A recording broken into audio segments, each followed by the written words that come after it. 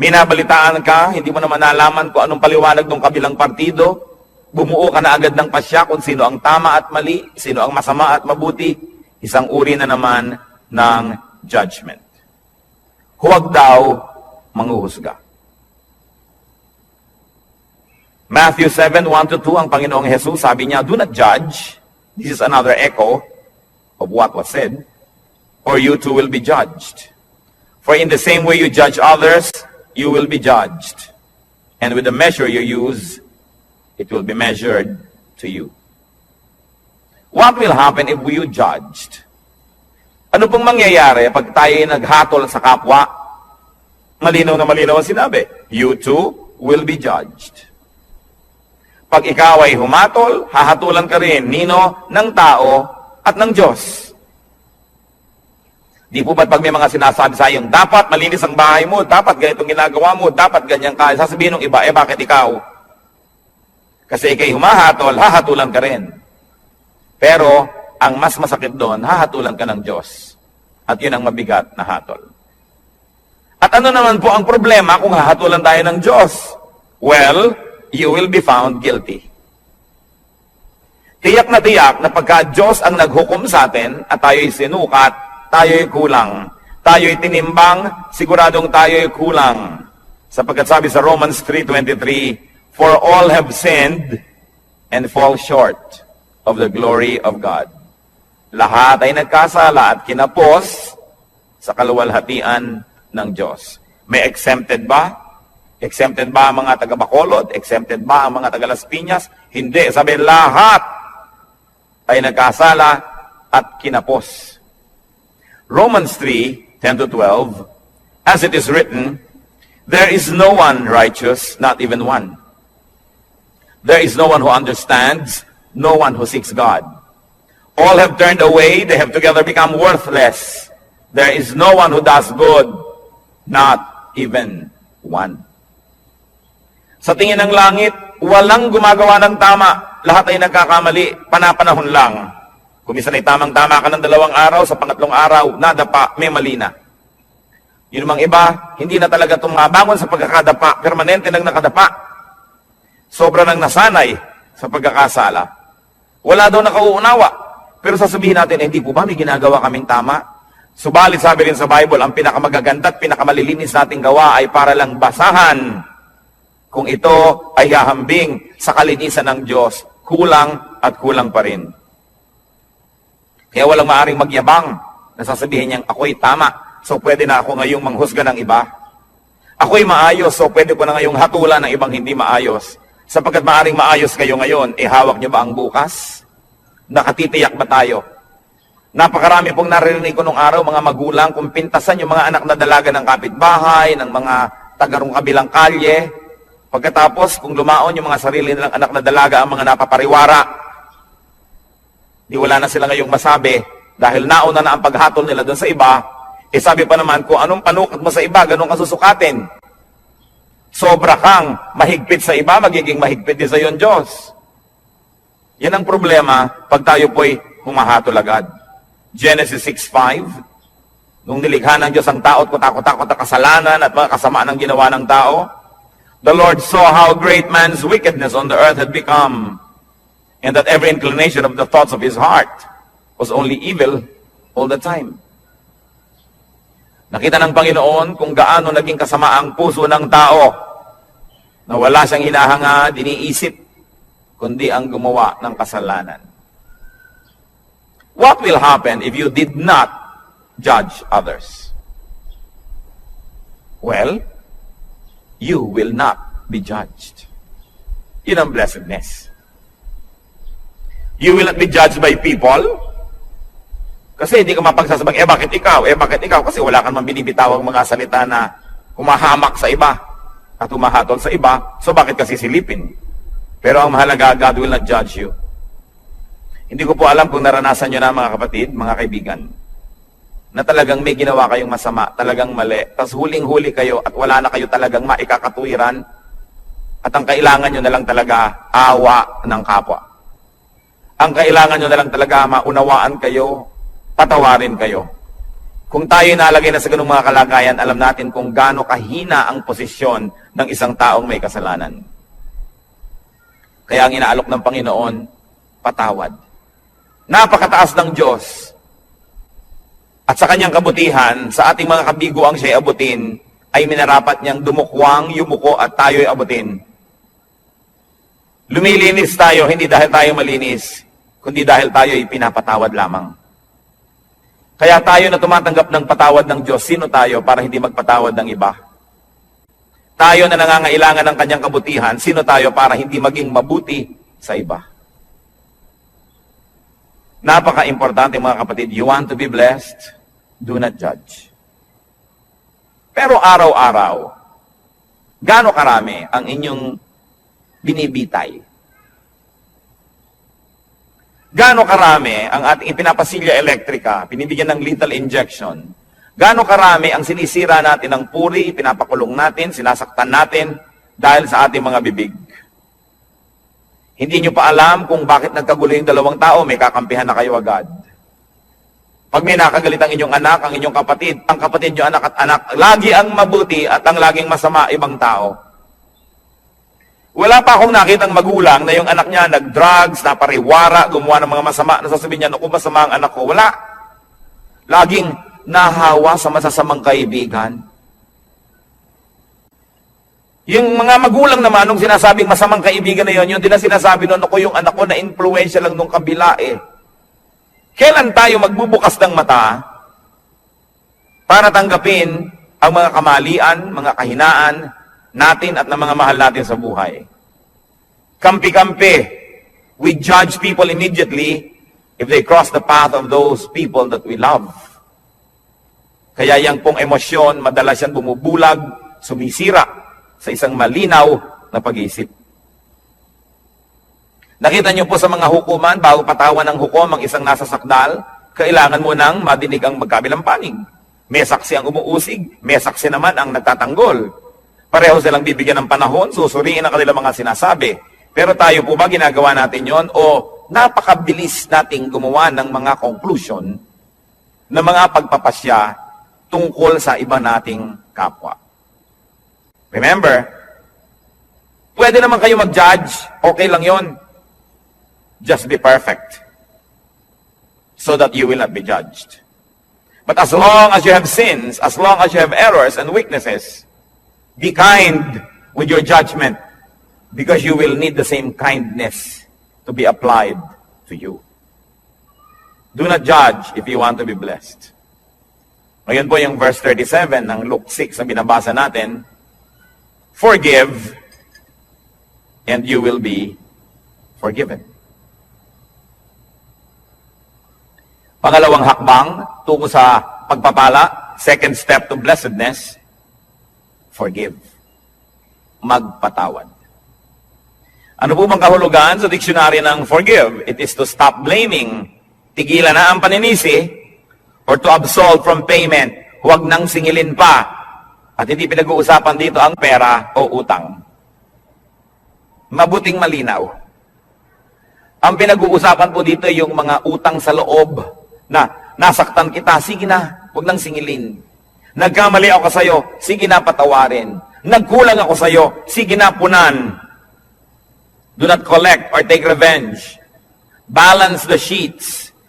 Kung meron pong metro, sige na, i-return na yung reading sa 0. Huwag nang matuos. Magpatawad.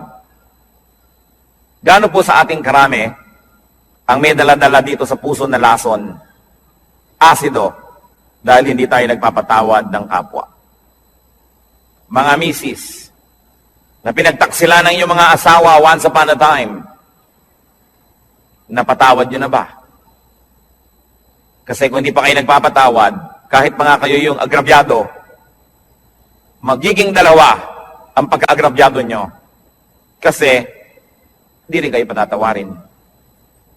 Na bagamat hindi kayo naging taksil na asawa, maaring may iba naman kayo ibang kasalanan na iuusig din sa atin ng langit. Kaya ang nagkataon ay pare-pareho lang tayong makasalanan. Iba-iba lang ang uri, anyo, hugis, kulay ng ating mga pagkakamali.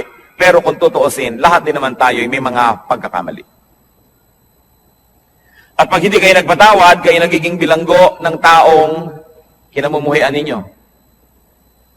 Tuwing naaalala nyo siya, nawawala kayo ng ganang kumain, nawawala kayo ng ganang matulog, tumatamlay kayo. Pati sa pagnenegosyo nyo, nawawala kayo sa sarili, nagkakamali-mali ang sukli. Nalulugi pa rin kayo. Ipagpalagay na minsan na tayong nalugi, minsan na tayong nasaktan, minsan na tayong nahirapan. Pero habang di pa kayo nagpapatawad, patuloy pa kayong masasaktan. Kaya sa pagpapatawad, hindi lang yung taong nagkamali ang pinapalaya ninyo, kundi ang inyong mga sarili rin. Gaano karami ang dumating ngayon dito na may kinikimkim sa puso na sama ng loob, galit, nakatanim na mga hinanakit. Sayang ang pagpunta nyo rito kung lalabas pa kayo sa pinto ng bulwagang ito na dala-dala nyo pa rin yan pauwi. Alam nyo po ba na kayo'y kinatagpo ng Panginoon ngayon, hindi ito isang aksidente, sapagkat nais niya tayong lahat palayain mula sa spirito ng hindi pagpapatawad. Kung ang Panginoong Jesus na walang kasalanan, hinampas, sinaktan, ipinako, pinagbuhat ng mabigat na troso, inalipusta, dinuran sa muka, binunutan ng bigote, sinampal, pinagsabihan ng mga masasakit na salita, sa kabila ng kanyang pagbuhay sa mga patay, pagpapagaling sa mga may sakit, pagpapakain sa mahihirap, sa kabila nun ay siya'y nagawa ng masama, subalit siya'y nagpatawad. Sino naman tayo para hindi magpatawad? Meron din naman tayong nagawang mga masasama. What will happen if you forgave? You will be forgiven.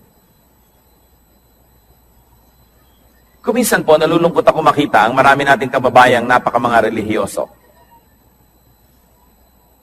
Nagpapapako sa krus, naghahampas sa sarili, hinihiwa ng blade ang mga likod, dumidipa, lumuluhod sa munggot asin, naglalakad ng paluhod, pinahihirapan ng sarili upang mapatawad sa kanyang mga kasalanan. Hindi naman lihim ang daan tungo sa kapatawaran. Hindi sinasabi ng Panginoon na, para patawarin kita, pahirapan mo ang sarili mo, saktan mo ang sarili mo. Ano po ba ang Diyos natin? Sadistang Diyos? Na ikalulugod niya na makita na tayo nahihirapan, nagdurugo, nagpapawis ng dugo? Hindi siya ganon. Hindi hinihingi ng Diyos ang ating mga sakripisyo para niya tayo patawarin. Ang sinasabi lang ng Diyos, magpatawad ka sa kapwa mo at mapapatawad ka rin ng langit. Hindi natin kailangan gawin yung mga mahihirap na ginagawa ng marami. Kaya nakakalungkot po sapagkat ko ang Biblia, ang salita ng Diyos ay hindi nakabukas at hindi tinatanggap ng bukas na puso. Maraming ginagawa ang taong nasasayang. Pinipilit niya magpunyagi, maghirap. Subalit hindi naman pala yun ang hinihingi ng Diyos. Magpatawad ka lang sa kapwa. Kaya kung tutuusin, parang mapalad ka pa nga pagka marami nagkamali sa'yo Kasi marami ka rin mapapatawad. Therefore, you position yourself in the path of God's forgiveness. That's why everything that happens can be a blessing. If only you would open your eyes and see that our God is a God who dispenses blessing everywhere, every time, in every situation. What will happen if you did not forgive others? Ano naman ang mangyayari kung di kayo magpatawad? Matthew 6:14-15. Ito po ang sabi ng Panginoong Jesus. For if you forgive men their sin against you, your heavenly Father will also forgive you. But if you do not forgive men their sins, your Father will not forgive your sins. Yan po yung dasal nating Ama namin. Patawarin mo po kami sa aming mga utang, gaya rin naman ng pagpapatawad namin sa nagkakautang sa amin. Forgive us as we forgive those who trespass against us. Patawarin mo kami, gaya rin naman ng aming pagpapatawad. So ang sinasabi, Lord, kung kami po ay mahilig magbigay ng patawad, edi mahilig din kayong patawarin kami. Kung ayaw po namin magpatawad, huwag nyo rin kaming patawarin. At kung binibigyan po namin ng limitasyon ng aming pagpapatawad, na sinasabi natin, pangatlong beses mo nang ginawa yan, sa susunod, di na kita patatawarin, Lord, ganun din pong gawin niyo sa akin. Pag 3 beses na ako nagkaroon ng isang kasalanan paulit-ulit, sa ika-4, huwag niyo na po akong patawarin. Nauunawa po ba natin ito? na kung tayo hindi nagpapatawad, tayo rin ang nalulugi.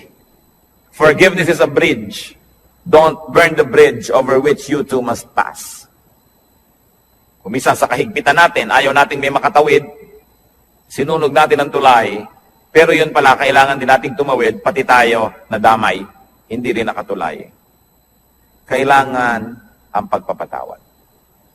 Sasabihin ng iba, Pastor, napakahirap naman po yata yung magpatawad.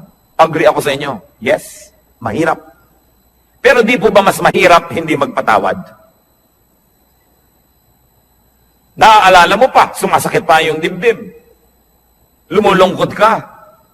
Tumataas ang iyong blood pressure. Pagka naaalala mo ang mga gumawa sa'yo ng mali.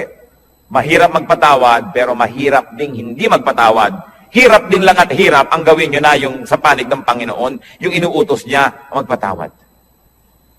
At yan po ang dalangin ko ngayon, kung tayo merong daladala sa puso, dapat patawarin.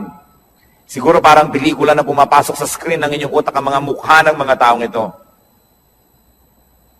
Patawarin nyo na. Alang-alang kay Kristo. At kundi malang alang-alang sa Kanya, mga kapatid, alang-alang sa inyong sarili. Sapagkat malinaw ang sinabi ng Panginoon, ang hindi nagpapatawad ay di rin patatawarin ng Ama sa langit.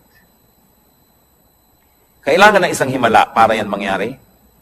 Kailangan ng hipo ng Espiritong Banal para tayo magkaroon ng pagpapatawad. At yan po ang hihingi natin sa Diyos ngayon. Isang makapangyarihan na hipo niya. Magkaroon ng himala sa ating puso. Magkaroon tayo ng kakayahang magpatawad. Bagamat hindi sana yun ang gusto natin. Kuminsan na yung gusto natin maghiganti. Subalit hindi yan ang paraan ng Diyos. At ang gumaganti, nagagantihan uli, magagantihan, hindi na matapos ang gantihan. So if you do not forgive, you will not be forgiven by people and by God. You will remain guilty. Therefore, you will be judged. And in the end, you will be condemned. Pangalawa pong hakbang, forgive. Pangatlong hakbang, tungo sa pagpapala, give. Napakalinaw po ng sinabi, give and it will be given to you. Magbigay ka at susuklian ka. Bibigyan ka rin. At ano po, higit sa ibinigay mo, ang ibibigay sa iyo. Kasi, sukat na tama, sisiksikin, liligligin, aalugin, at umaapaw pa ang ibibigay sa atin. Wala tayong kalugihan. So give to people. Give people your 3 T's. 3 letrang T. Time, talent, treasure. Ibigay natin yan sa tao. Lalo sa mga mahal natin sa buhay. Nagtataka naman ako sa mga tao na nag-aaway-away ang magkakapatid dahil sa kaprasong mana. Natitikis ang mga kamag-anak na may sakit, may pagdurusa, samantalang meron naman pwedeng itulong. Sabi, give. What we do to people is counted as done for and given to Christ. Alam niyo po ba na ang pagbibigay sa tao, lalo yung hindi nakakaganti, hindi makakapagbayad, ay inaari ni Kristong sa kanya ibinigay at kung ganon, siya ang magbabayad. Ano po ba ang tunay na pagbibigay? Yung ang binibigyan mo ay walang kakayahang gumante ng mabuti rin. Kasi kung may kakayahan, binigyan mo lang, baka investment lang yan, puhunan, namumuhunan ka lang. Nagbibigay ka ng maganda dahil may kapangyarihan siyang magsukli sa iyo sa panahon na kailangan mo siguro ang tulong niya. Hindi niyo ba napapansin, pagka mayaman ang may birthday, mahal ang mga regalo? Tapos pagkapuha natin, mahirap ang may birthday, kung ano-ano lang ng mga binalot na kalendaryo. Mga tuwalyang may mga sulat na inchik na good morning, na isang laba mo lang, gapak-gapak na. Kasi mahirap ka eh. Baka hindi ka makapagbigay ng mamahalin sa birthday niya, so ba't kanya bibigyan ng mahal? So hindi nagbibigay ng mumuhunan.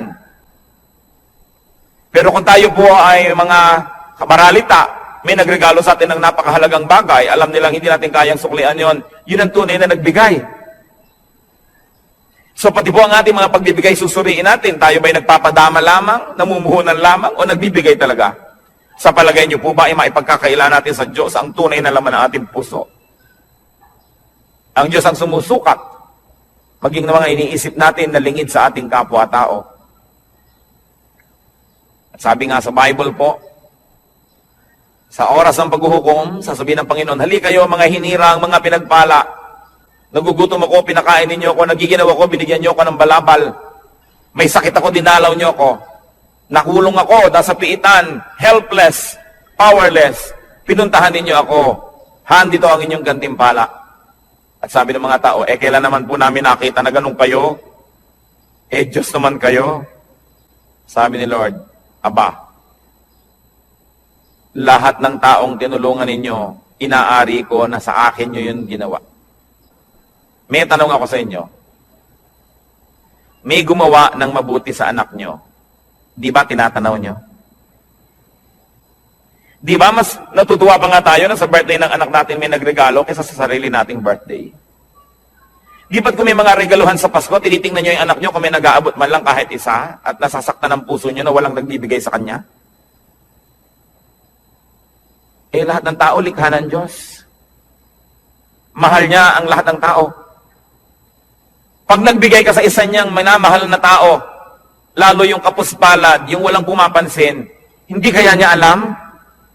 Hindi kaya niya tinatandaan? At sasabihin niya, balang araw, susuklian ko ang kabutihan mo.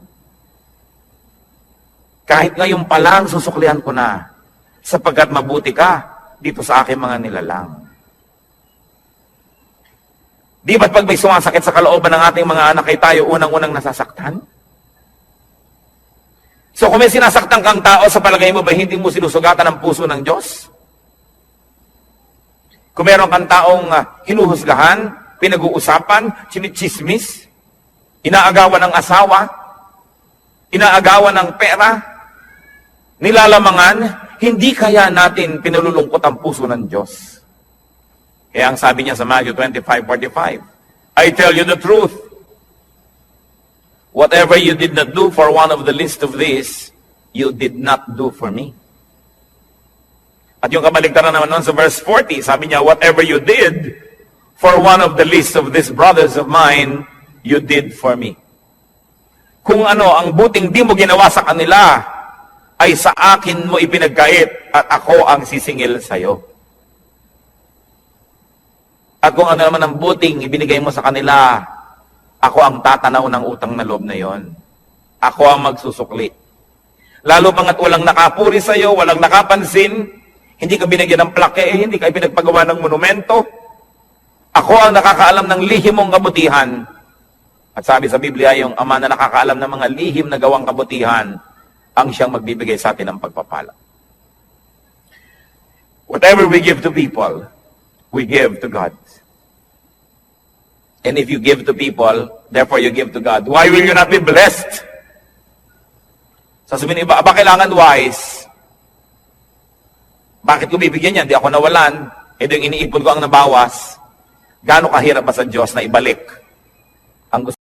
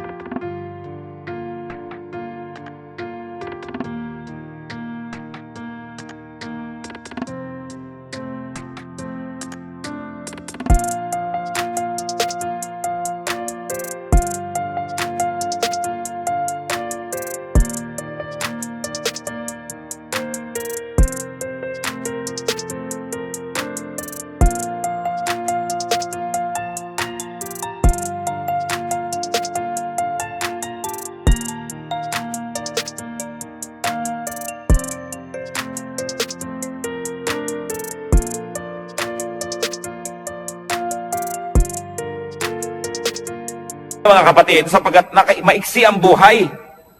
Kakaunti ang mga araw at bilang. Kailangan bawat araw, meron tayong nabibigyan, may nagagawa ng mabuti. Sapagkat ang lahat ng yan ay tinutuos ng langit. Pero mas mabuti sana na hindi natin ginagawa yun dahil tinutuos, kundi dahil talaga ang puso natin ay naging makadiyos na at ang likas sa Diyos ay mapagbigay. Ganon din naman ang ibinibigay natin sa church, sa gawain ng church, inaari rin yun na ibinibigay kay Kristo. What is given to the church is counted as given to Christ because the church is His body. Sabi po ng Ephesians 5:23, Christ is the head of the church. His body, of which He is the Savior. Kung ang iglesia, ang kapatiran ay si Kristo ang ulo at ang lahat ng narito ay bahagi ng kanyang katawan, kung may sinasaktan tayo na tao sa church, meron tayong tinitikis na gawain, may tinatalikuran tayong mga duty, edi ang tinitikis natin ay mga bahagi ng katawan ni Kristo.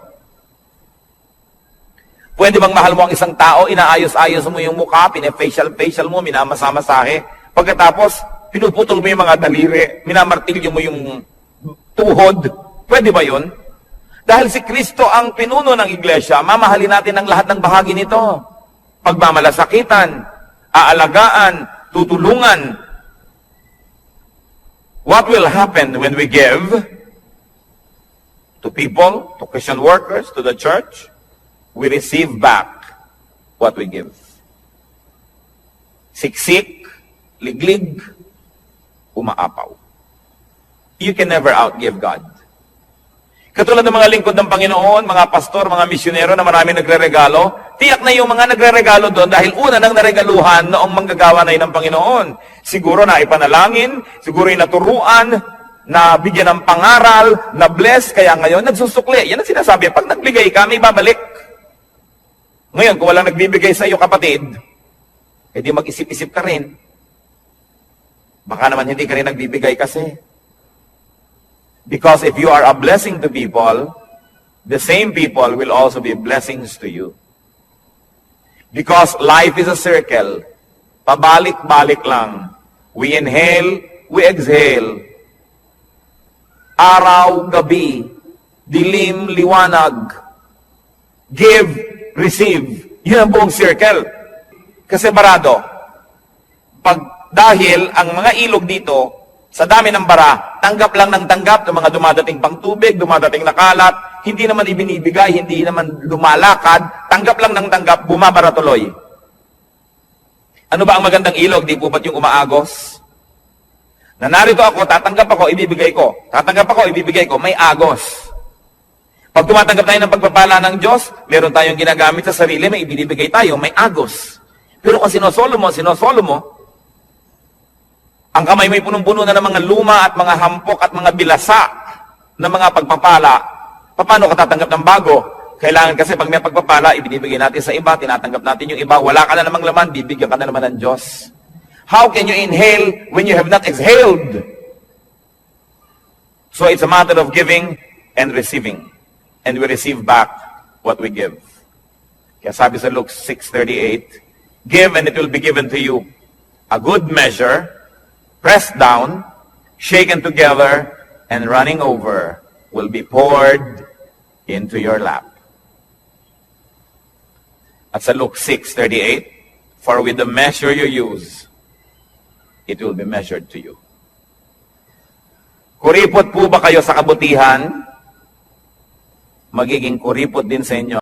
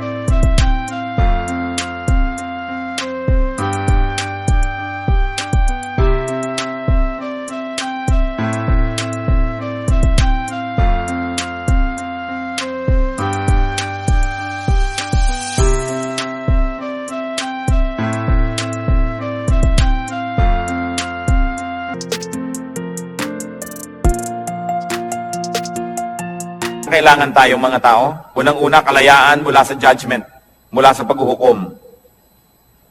Kasi lahat tayo guilty. Kailangan din nating mapatawad tayo dahil na tayo may kasalanan. At kailangan din nating tumanggap ng pagpapala ng Diyos.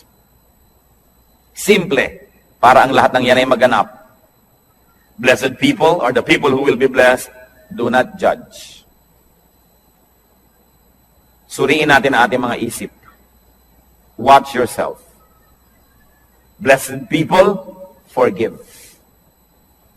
Check your heart. And make it a habit to forgive. Baligtarin po natin ang ating mga kostumbre.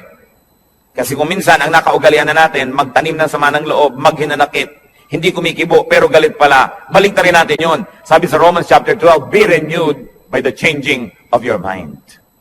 Palitan na ang paraan ng pag-iisip. Alisin na yung mga lumang paraan na hindi naman nakabubuti. Make it a habit to forgive. That when people wrong you, immediately, your instant reaction is to forgive. Habit yan. It can be formed. It is a learned behavior. And God can help us.